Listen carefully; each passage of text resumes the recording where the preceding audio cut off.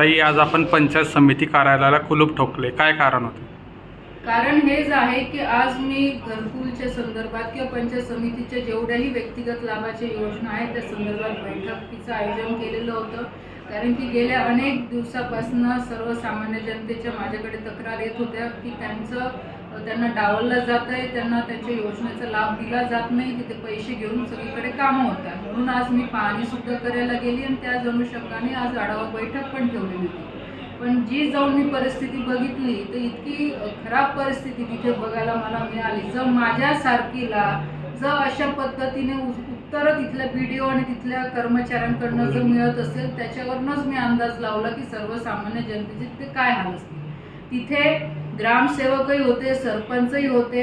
अशा घरकुल असेल, तुमचं काय गोटे असतील, याच्यामध्ये असे बरेचसे प्रकार बघायला मिळाले की जे ग्रामपंचायतकडनं जे ठराव आलेले आहे ते ठरावांना मंजुरी न देता दुसऱ्या व्यक्तीकडनं जे आलेले आहे, जे पैसे देऊन करतायत, त्यांच्या ठरावांना मंजुरी मिळून म्हणजे त्यांच्या प्रस्तावांना मंजुरी मिळून त्यांच्या खात्यावर पैसे चालले गेलेले आहेत. घरकुलचे जे उद्दिष्ट आहे ह्या गावाचे दुसऱ्या गावाला ट्रान्सफर केले गेलेले आहे. कशासाठी केले, काय केलं, त्यांच्याकडे उत्तरं नाही आहे. गोठ्याचे प्रकरण आपण बघू शकतो की बिचारे साधे शेतकरी छोटे छोटे लोक आहेत, त्यांचे प्रकरण 6-6 महिने वर्षभरापासून पेंडिंग आहे, जे की आत्तापर्यंत अशा पद्धतीचा कारभार मी आत्तापर्यंत माझ्या आयुष्यात बघितला नाही आणि मुक्ताईनगरमध्ये तरी ही अशी पद्धत नव्हती.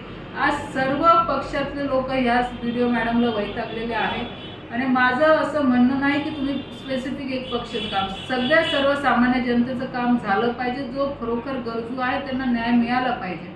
पण जर अशा पद्धतीने कामं होत असतील तर कुठे ना कुठे आज मला ते पाऊल उचलायची वेळ आली. मी कलेक्टरला सुद्धा कळवलेलं आहे, तिथे वरती मंत्रालयात सुद्धा एकनाथ डोले साहेबांनाही पत्र दिलेलं आहे की या मॅडमला सस्पेंड करा तुम्ही. अशा पद्धतीने कारभार चालू शकत नाही. आज मुक्ताईनगरची पंचायत समिती हा बाजार झालेला आहे. ज्याला वाटेल त्याने यावं, पैसे द्यावं, त्याचं काम करून घ्यावं. मग तिथे ग्रामपंचायत आहे, ग्रामसेवक आहे, गावातले लोक आहेत, सर्व पक्षातले लोकप्रतिनिधी आहे, मग यांचं काम काय? जर सर्व म्हणजे सारे अशा गरीब लोकांचे कामं जर होऊ शकत नसतील तर त्याच्यामुळे मी आज कुलूप तिथे लावलेलं. ते आपली मागणी काय राहील अधिकारात? माझी मागणी हीच आहे की त्या मॅडमला सस्पेंड करण्यात यावं किंवा तिला जिल्हा परिषदला जमा करण्यात यावं. इथे व्यवस्थितपणे कोणीतरी चांगलं अधिकारी नेमून सगळ्या कामांची व्यवस्थितपणे चौकशी होऊन व्यवस्थित सगळ्या गोष्टी मॅनेज म्हणजे सिस्टीममध्ये लावल्या पाहिजे. जो खरोखर गरजू आहे त्याला त्याचा लाभ मिळाला पाहिजे. प्रामाणिकपणे इथे काम झालं पाहिजे, या मताची मी आहे.